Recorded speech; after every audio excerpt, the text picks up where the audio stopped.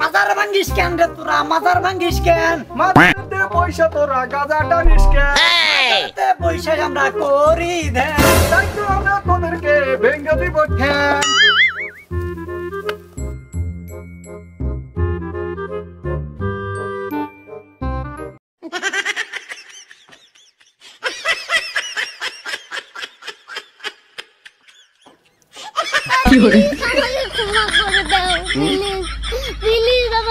আচ্ছা ঠিক আছে ওটো ওটো আচ্ছা প্লিজ।